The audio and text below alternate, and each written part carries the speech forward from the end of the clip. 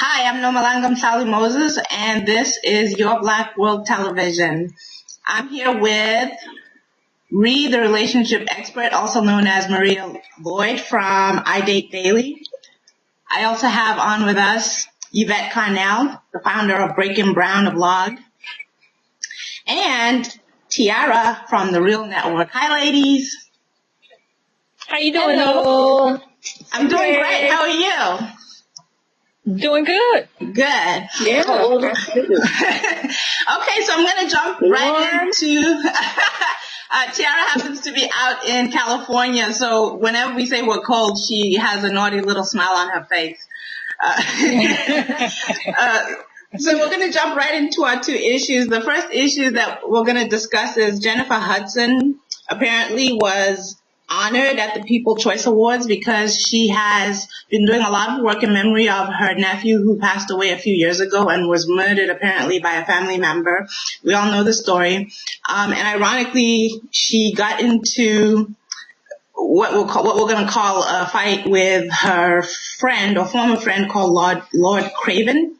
And Lord Craven is supposed to have been a friend who she was very close to, and she fell out with him around the time that her family members were murdered.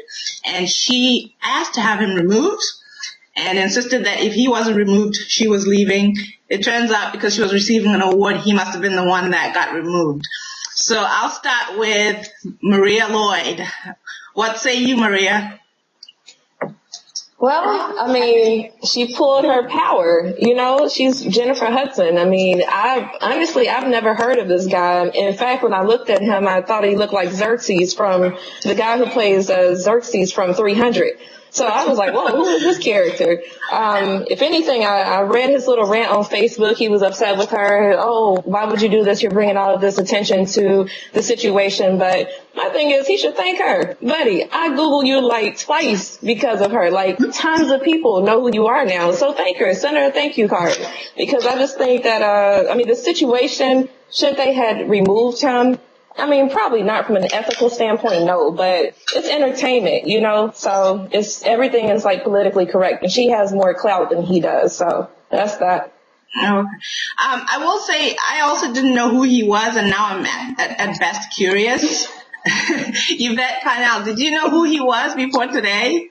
I still don't know who he is. And I don't even care.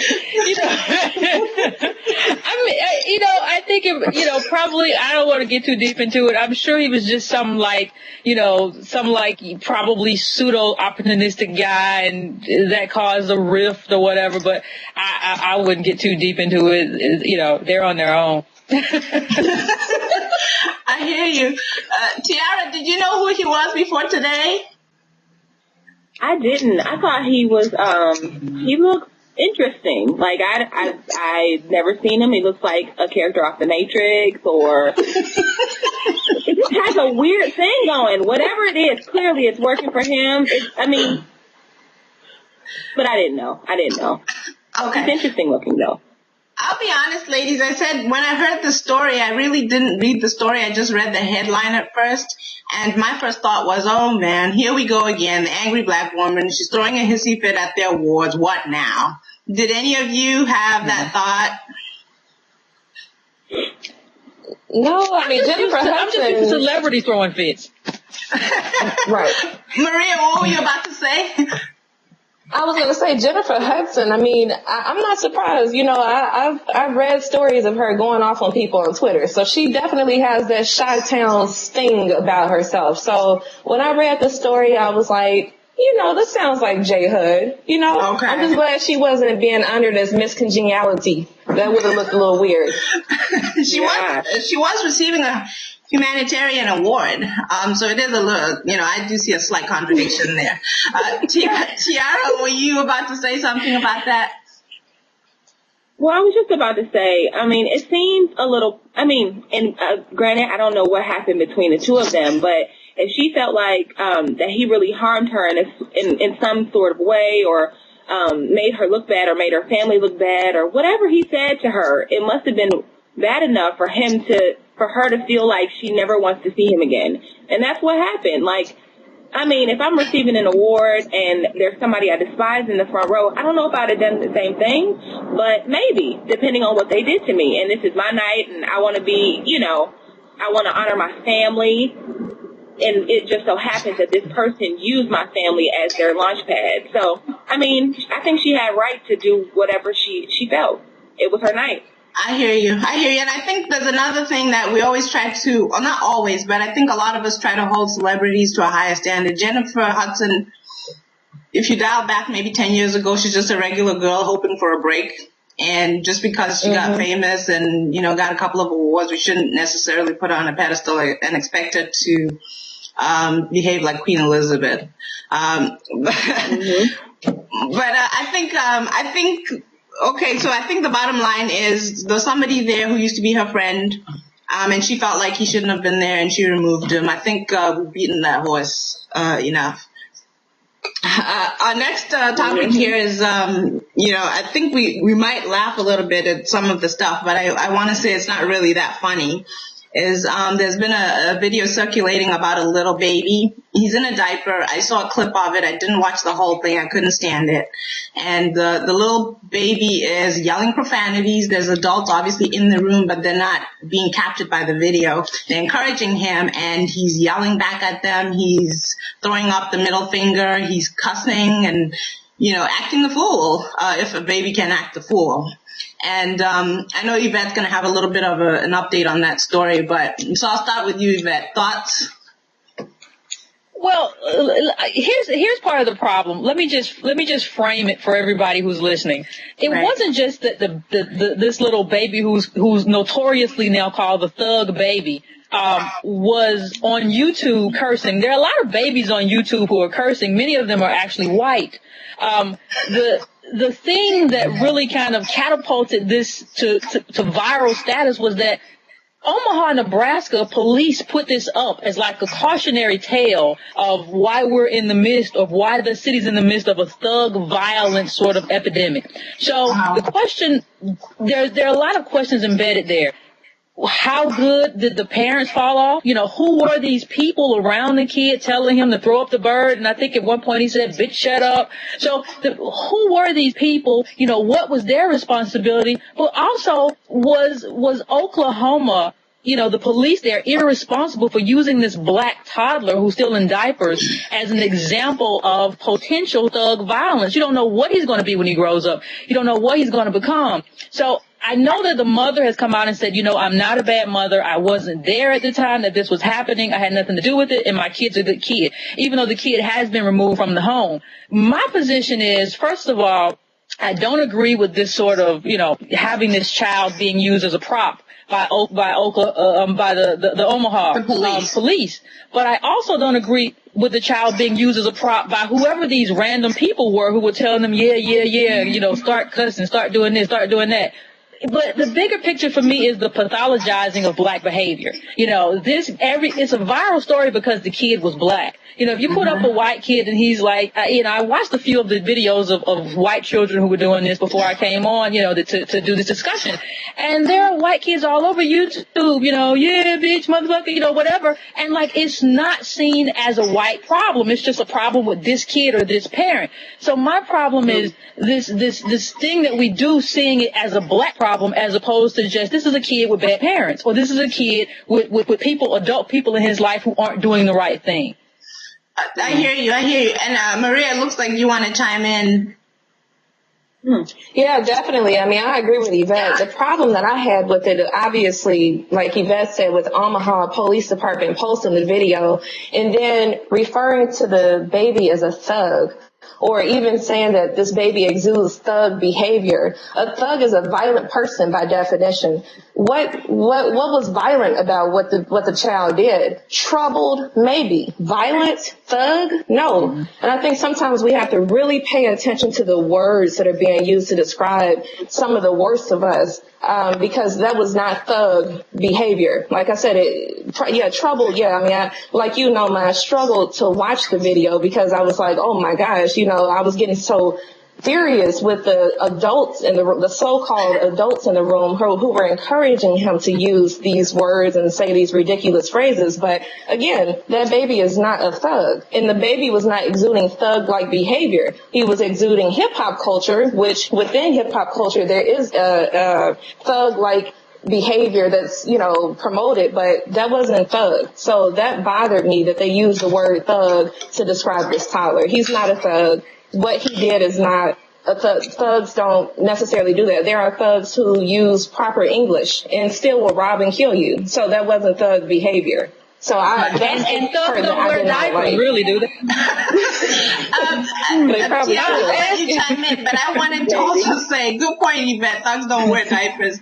I wanted to chime in and just say, one of the things that has really troubled me recently or lately has been that school to prison pipeline where black kids are labeled in schools, and then once they're labeled, they're categorized as problems, and that follows them all the way into a jail cell. Not even a jail cell is better because you get out the next day. A prison cell, really.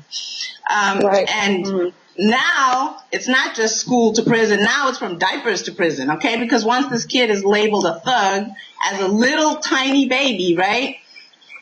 You call him thug, you treat him like a thug, he gets into school with that label on him, and there we are with that, where we've kind of tainted his life. And that's what I kind of had a problem with. Tiara, what say you? I'm so on the fence about this because while I see all of your perspectives on this, there's a part of me that understands why the police would use this to just get their point across. Because in a way, that baby could be 20 years down the line someone who is in and out of jail just based on the environment they are in. Like that environment is encouraging them to curse and the next it'll be weed. I mean, I've seen kids on YouTube smoking weed. Their parents like, yeah, the kids are. Let me see the weed. Where are these kids going to be but in a situation unless they have someone saving them or they're put in another environment? That's where they're headed. I mean, I'm not speaking absolutely. I'm just saying that it possibly, most likely could happen, being that mass incarceration exists and all of these things are already pinned against black people. Right? So, or black men in particular, that, I mean, it may have, I got the point and I understand what you guys are saying, but I mean, there may be some validity to what they try to do. And I mean, I could see it from their perspective as well. I definitely see their perspective. I think what Maria and Yvette kind of put out there is, why are we using a black baby when there's a whole bunch of babies from all different races? Yvette went as far as saying a white baby. She saw white babies online acting a fool.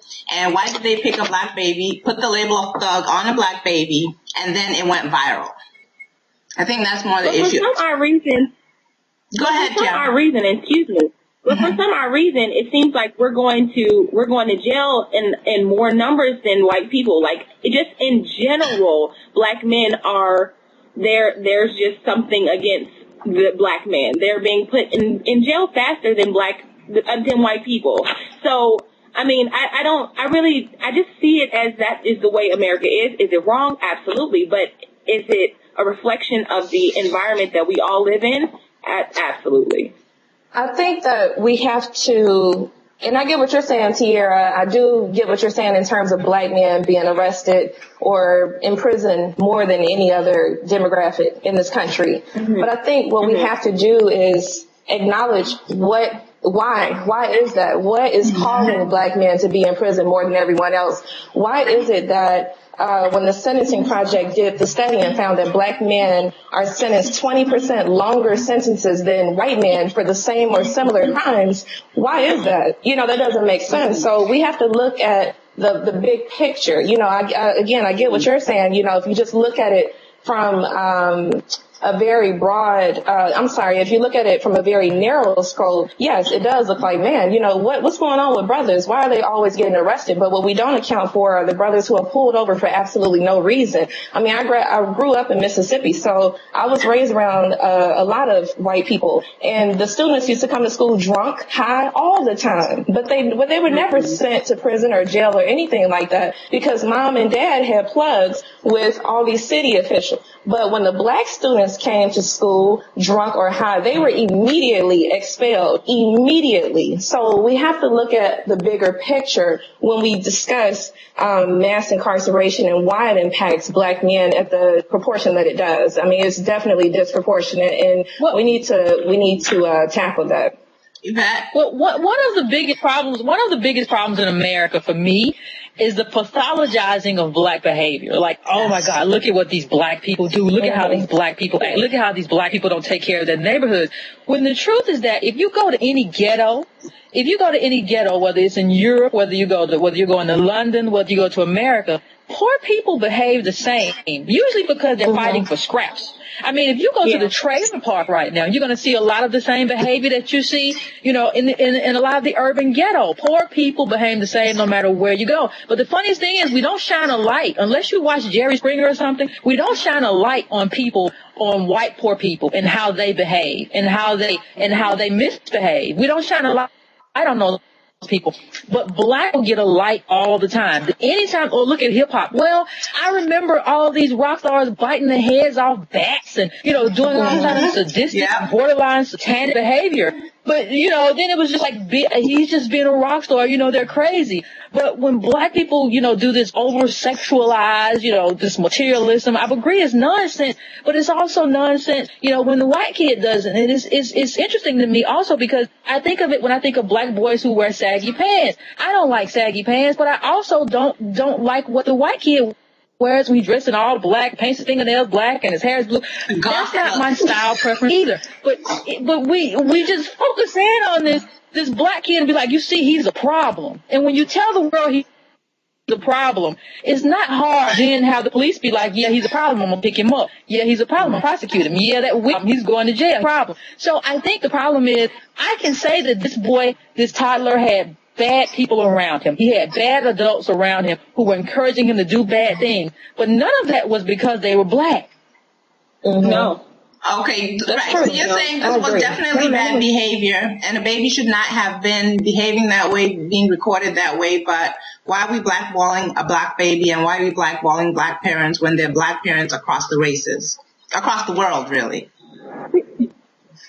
See, can I just step in? See, sure. Because we know what standards that exist in America, I feel like we need to be up on our P's and Q's about it until we can do something to change it. So we often talk about the person that is going to jail and sentenced 15 years for 1 gram of crack. Yes, they were given 15 years for 1 gram of crack, but why do you have the crack if you know that, let's just try something else? Let's not even put ourselves, the little boy that was beaten by the police not too long ago, for stealing, because, whatever influenced by his bigger uncles or whatever the case was, if he just wouldn't have been in a position where he was stealing and it's just America until we can change it. But why don't we just try to take another approach, and just as a people to getting ahead or, somehow, and this is just a thought. I'm not at all like negating, that white people do it too. I'm saying as a community, if we know that we have harsher sentences, things are harsher for us, then why try to do something else? I used to believe, and I understand exactly what you're saying here. And I used to believe that. I used to know, you're black, you have to be twice as good. And you're going to have to, you're going to have to do everything like the white guy can wear that stuff, but you can't wear that stuff. And now I'm kind of a mindset that's racism. Now I'm kind of a mindset that why should I be in a position where I have freedom than white people? And so what to me that black people need to put their attention on changing changing the disparities as opposed to like chasing this carrot on a stick. Because black, the white majority is going to always say, well, you're almost there. Here you go. Come on. You just better dance. You know what I mean? Do a little bit more. Push a little bit harder. I mean, Right. So for me, the emphasis shifted from, okay, being twice as good to, hey, let me change this system because this system is jacked. It's going to have me always saying, well, if you had that marijuana. Meanwhile, W did everything and he became president and allegedly, was drunk driving and there were rumors of cocaine, all sorts of things. So I just feel like, our emphasis needs to be on changing the system so to where the black guy gets punished the same as the white guy for the same crime. I hear what you're saying. That's my last word. Go ahead. Oh, I guess I'll chime in. I'm sorry. I know there's a delay on my end for some reason, but I was going to say just to kind of piggyback off of what you two were just saying. I think with the police posting that video of the kid, my thing is, what was your point? What are you doing as the authorities in that town to try to stop this cycle? It's one thing to just put it out there and say, oh, this is what we're dealing with. Look at this thug cycle. This is how it starts. But what are you doing as the protectors of that city to end the cycle, if there is even a cycle? But right. What are you doing? And that's my thing. Like, what was the point of posting that video if there isn't going to be some concentrated effort to try to stop the so-called cycle that we saw? Well, the way I see it, Maria, is they're saying... the way I see it, Maria, is they're saying, look at this, okay? Look at these thugs, and they put a baby, okay? So do you remember when there was a time where children weren't tried as adults? And then do you now remember, if you think back on a few major trials, where those kids who are not being tried as adults, who are being tried as adults, who are those kids? Are they the white kids? No, those white kids get to go see a psychologist because something must have been wrong with them to commit that crime. Something was wrong with them, mentally. White kids influenza. Right. So, again, that's where my focus is. Now it's a baby that they're pointing at and saying thug and labeling. And then the next thing, that baby's going to go into school. And I know I'm repeating myself. Then he's going to go into school as a thug, get kicked out of school, and then he's in juvie. And then from juvie, he goes to the jail cell, the prison cell. That's how it works. Okay, so to answer your question, Maria, what are they doing? They're showing us who the thugs are. So then when they do stop the thugs and throw them in jail, we can't say anything. We're agreeing, like, yeah, you showed us who the thug is. You got him. You threw him in the prison cell. And now America's safer because you got these thugs off the street. Well, yeah, they're real thugs. One thing. Go ahead. One thing I think is important. I was about to say, one thing I think is important for the parents in situations like that, and this is why it would have been awesome if they would have just had great parents around.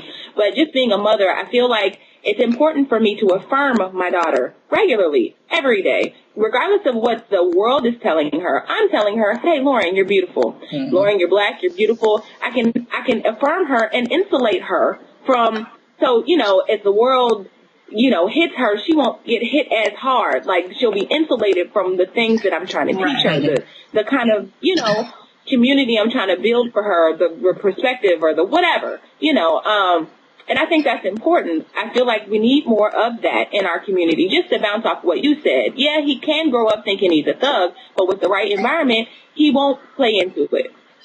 I hear you. I still stand by, I think Yvette made the point that I used to say, well, let's get it together then and let's be better. Let's do better and so on. Should we do better? Yes, we should do better. But at the same time, I don't like this double standard and I'm not subjecting my kids to it. The system has to change. That's my take on it. I have 2 small kids and it is my desire that by the time that they grow up, things will have changed where I don't have to tell them that, don't wear a hood and don't carry Skittles. You never know. It's not a joke. You might giggle, but that's, I think I've shared before that I spent 2 days crying in bed after the Trayvon Martin, verdict came out. And because it just suddenly hit me that, oh my God, even if my kid is not doing anything, nothing, just walking home. Yeah. That means that if we're living in America, he is in danger. And I don't know how to prepare him for that. And that's a problem for me. And so, no, I've shifted, much like Yvette. from the perspective of, train your kids to be better and do better, affirm them and so forth. Yes, we should be doing all that. But after we train them to do and be right, they should play on a level playing field with every other kid in America. That's my feeling. Yep. Yeah. And I mean, just as a last word, I think I haven't heard anybody on here say that, co-sign what happened in the video, No. Because what always happens is that people say, oh, well, you're rationalizing this bad behavior. No, we aren't. Nobody wants to see a baby. Who a baby run around saying bad words? He's knocking chairs over, and parents are in the background encouraging him. I think everybody thinks that is reprehensible, but that's indicative of either bad parenting or a parent who isn't careful enough about the people she or he brings around their kids. And I think that's a problem. But bad parents are bad parents, no matter whether they're white, Asian, Latino. It doesn't matter. These are just bad parents. It's not a black thing, and that's the problem that I have with it. Right. Final word, Maria? I just always... So yeah, just to close, I mean, everybody pretty much said everything that I would, I agree with pretty much everybody, or everyone.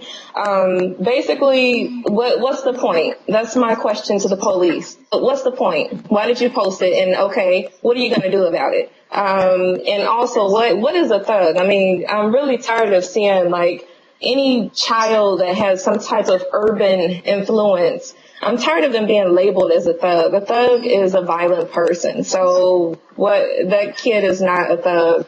And then also, just to kind of piggyback off of what we were just talking about, we have to change the system.